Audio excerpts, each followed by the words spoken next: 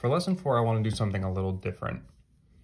So far, we have figured out how to draw with brushes, fill in colors, make textures, shadows, use special effects. We've done those in 3 different lessons. We haven't done all of them together yet, and I would definitely encourage you to try that on your own. But for this lesson, I want to figure out something else. I want to figure out how to bring in a picture from either the internet or from my photo app, and then trace over it if, let's say, I couldn't draw something from memory. So we're going to make a new document,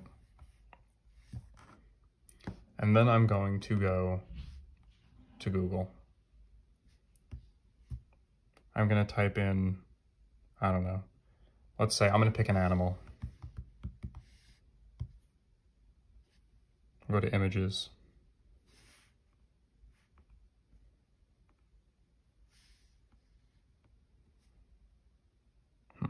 Let's see. I like this one. This one's nice and clear. When you're looking for an image you want to trace, you want to make sure that there's very clear lines, that you don't pick a blurry picture where a bunch of things are jumbled up. You want to be able to see the difference between the background and what you're drawing. So, just like anything, I'm going to hold it. I'm going to save it. I'm going to go to I'm going to go back to Procreate. Then I'm going to go up here to this wrench tool, right? Click on it. We have all these different options. I want to go to Add. And I'm going to go to Insert a Photo. And all my pictures are going to come up, right? These are the things we did in the other lessons. I have other drawings here. But I'm going to go to this. I'm going to click on my goat or my chamois. Here he is. If I want to adjust this, if I don't like the size, you make sure that the layer is selected. I can click on this arrow. Once the arrow is clicked, make sure this bottom says uniform, and then just click and drag the corners. Clicking in the middle will move them around. The corners or the sides will stretch them. Put them in a nice place that you like it. So I like them here. All right, and I'm going to name this, just so I have it, picture. So I know that this isn't my drawing, right? So that when I'm messing with it in here, I know this is the picture underneath. So now that I have this in, and you don't have to pick an animal, you can pick anything, favorite TV show character. Just make sure that, like I said, there's a clear difference between the background and what you're tracing. The first thing I'm going to do is I'm going to click on N for normal, and I'm going to lower the opacity. Why? Because I don't want all these bright colors and high contrast to distract me. I only want it to be like a ghost in the background when I'm drawing on top of it. So we'll fade it like that. I'm going to make a new layer. I'm going to get black. And I'm going to find a brush that's nice and thin. When we're doing stuff like this, like I wouldn't want to use something like this, something that's not very precise, right? That's all over the place. I want to use something like fine tip, technical pen, syrup, my favorite. If you go to calligraphy, a lot of people like monoline if you're using your finger instead of a pen. I'm going to go to inking, syrup. I'm on my new layer. I'm going to tap on it. I'm going to rename it, and I'm going to call it, call it line or outline. So I know that this is the outline. And now I'm going to start tracing. So I zoom in to a spot, and I'm just going to draw lightly on the boundary between what I'm drawing and the background.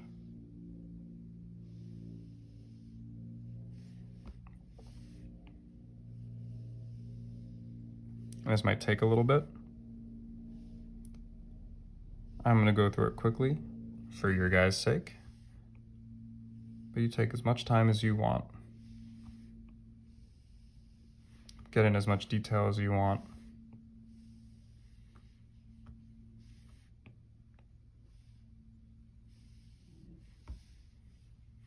Oh, and I accidentally made a little dot here, so I'm gonna go to my erase tool. I'm gonna get it out of the way. If I was on the same layer and I tried to erase, remember, I would be erasing my picture, and that's not good. I need that as a reference. So I'm going around the outside, and I'm not just doing the outside of the animal, right? If I see a place where a line goes through, I don't mind drawing it in there. And places over here, look, a rock is blocking the other hoof. What should I do? Use my imagination. I know what a hoof looks like. Boom, done. So I'm gonna do a really rough outline of this animal, right? A tail here, right? Even though it's not an outline, I know the tail's important, so I'm gonna put in a tail because you can see it there.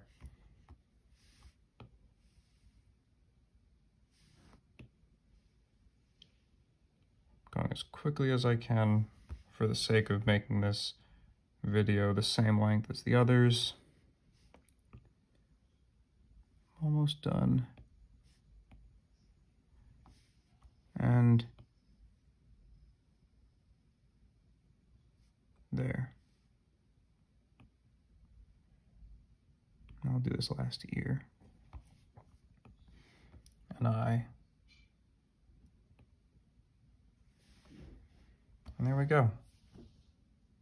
I have an outline of a goat, a chamois.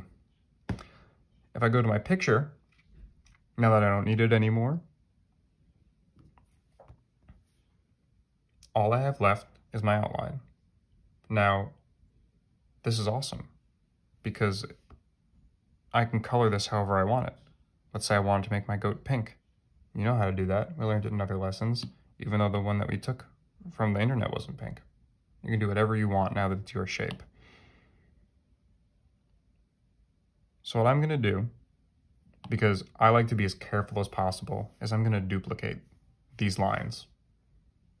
Because I don't wanna color on the same layer as my lines. Just in case I want to erase it, I want the lines to stay there because I like the way this came out.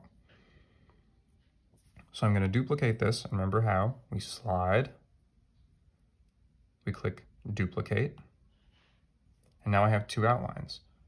I'm gonna go to the bottom one, and I'm gonna rename it color. And I think you can guess what we're gonna do with that one. So now that I have color selected, I'm gonna decide, what do I want my animal to look like? He kind of had a gray coat, a white face, brownish legs, brownish antlers, or horns, excuse me.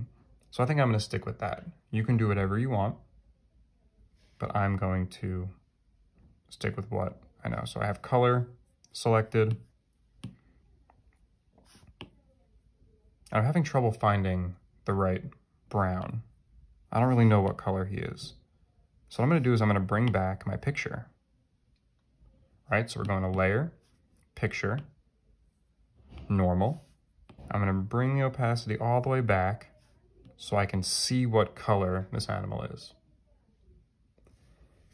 This little square over here lets you select a color from a real picture that you can use. So I'm gonna click on it, and I have this cool tool pop up. It's a circle. In the middle is a little black dot, and I can move it around, and as I move it, you can see the top is changing. I'm gonna stop it on here. And now look, that is the color I have selected. Now that I'm done with this picture, I'm gonna hide it again.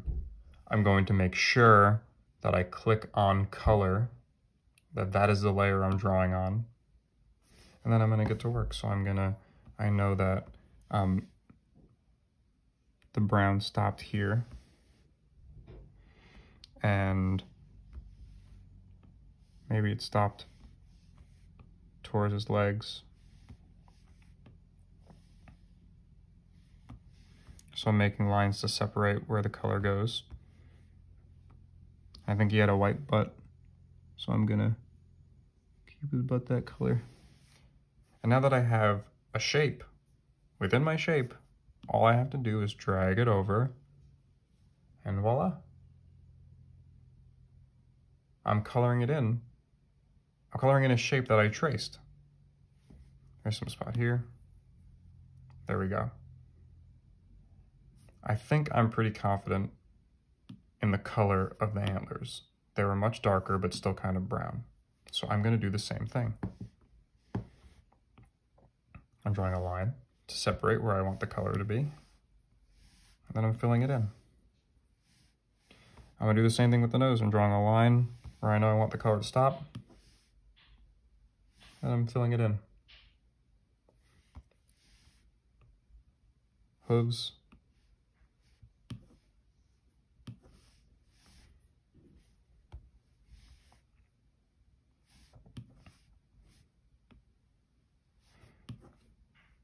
And all while I'm doing this, my regular outline remains its own layer. Just in case I don't like the colors, I can hide them. And I can start all over again without having to start from the very, very beginning and retracing the shape. So I have color selected, and I'm gonna color the rest of them. But I forgot what color his ears were, let's say. So I'll go back to my picture, I'll unhide it with a check mark. I'll zoom in and I'll say, oh, what color are his ears? All right, I'm using this button on the side again.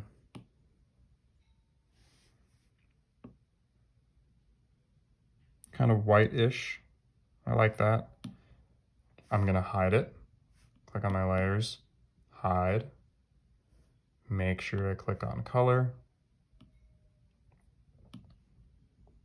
And I forgot again.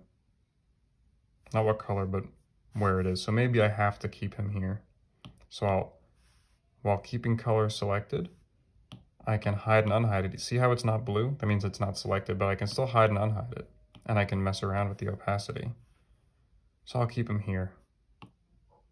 He's light in the background, but I'm still only drawing on the color. I'm gonna do that one more time because it's a little complicated. Okay. I have my goat mans here. I'm gonna go on my layers. I'm not clicking on picture, I'm just clicking on the check mark next to it so that he comes up. I'm gonna click on in for normal, lower the opacity, and go back to color.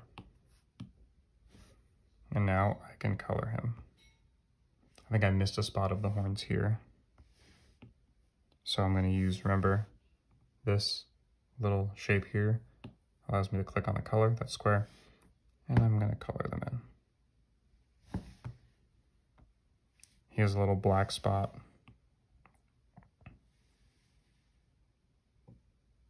Going here.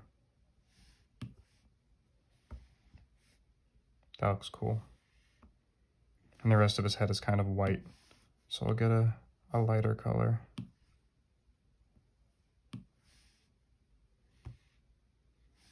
And I think the same white he had on his legs.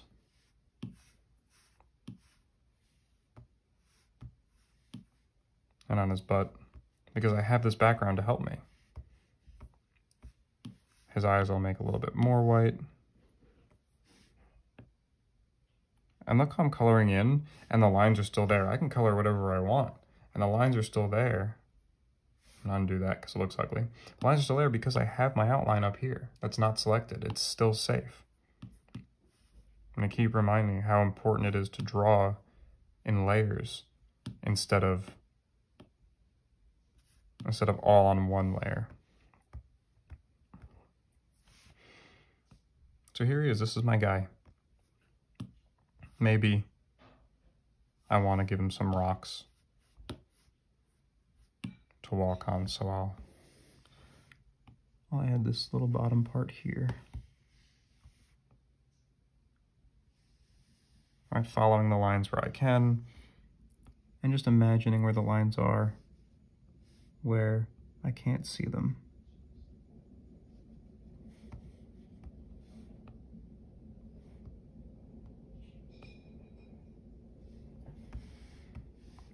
And I'll find a nice gray color to fill it in. Oh, we got a problem here. I filled this in, and somehow his legs got involved. Now what happened? I'm gonna get rid of my picture to find out. There's a space in between the rocks and in his legs. That means that if I fill in this shape, it still thinks that up here is a part of the same shape, so I have to block that off. While I'm at it, I might as well fix that down there. But yeah, I have to block that off. So now let's go back. I'll find that same bluish color, maybe a little lighter. And there, now he's standing on a rock. So now we have 3 layers: a picture, a color, an outline. And of course you can change the background so it's not white. I want to add a texture to him, just like we did with our mask in lesson 2. So I'm going to go to color. I'm going to press new layer. When I press new layer, it's going to make a new layer right above color. If I'm on outline and I press new layer, it's going to make a new layer up there, right? So I'm going to go to color, new, and now layer 4 is right on top of color. Color is this whole thing right here. This is what our guy looks like. So I'm going to click on layer 4, and I'm going to rename it texture.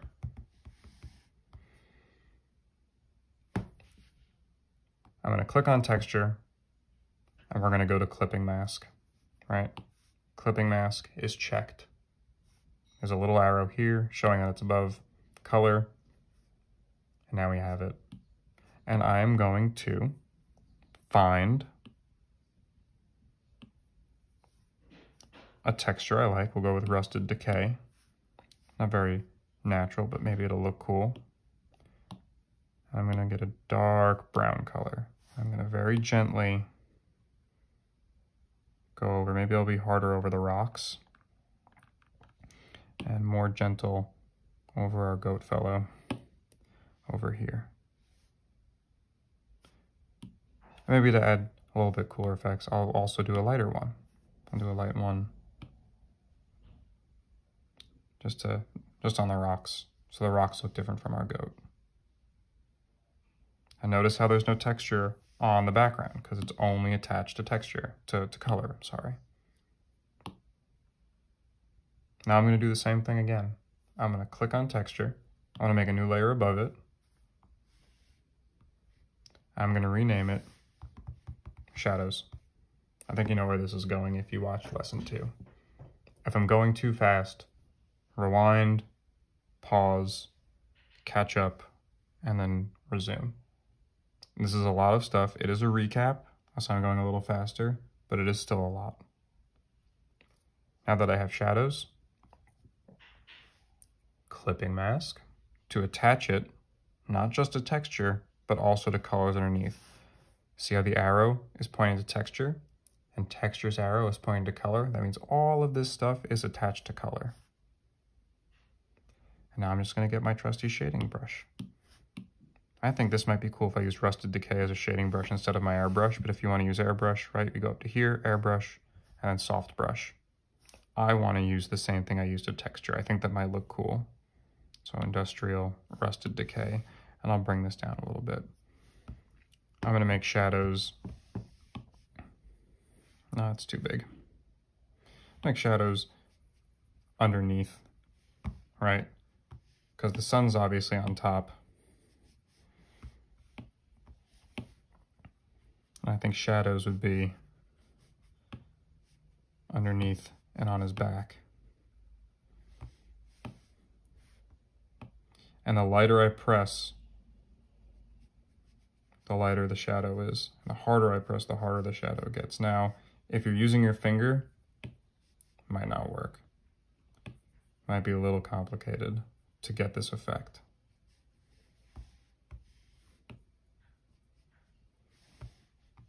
There. And now I'm going to go to white, and I'll do the opposite. If shadows are on the bottom, lights are on top.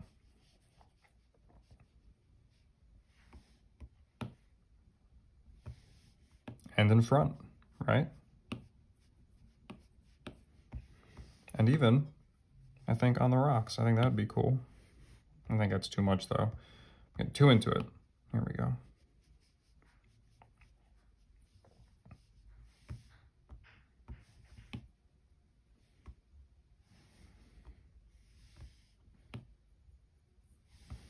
So I have my goat.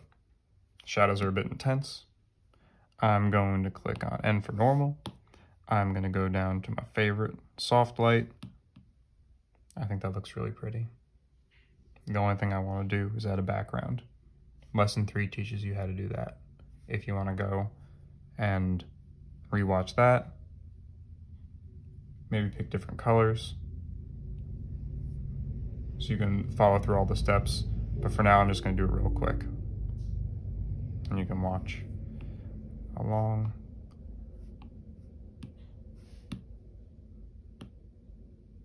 And like I said, if you want these steps, you can just go to lesson 3.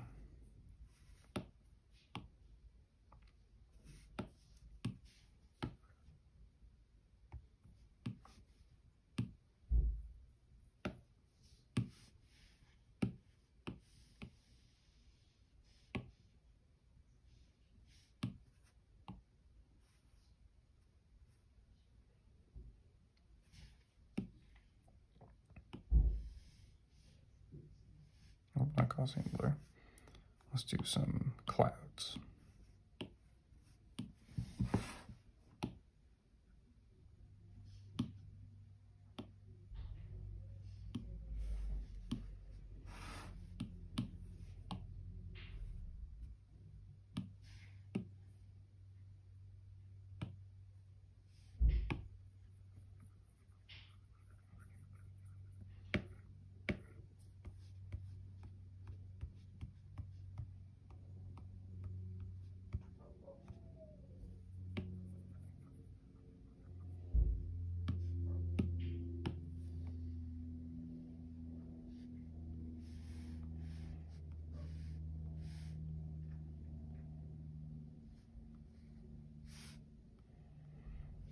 And there we are.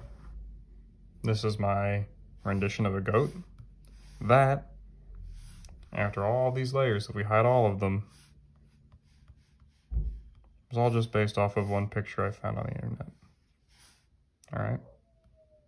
So I hope that was useful. And if it wasn't, rewatch it and let me know. All right. Enjoy.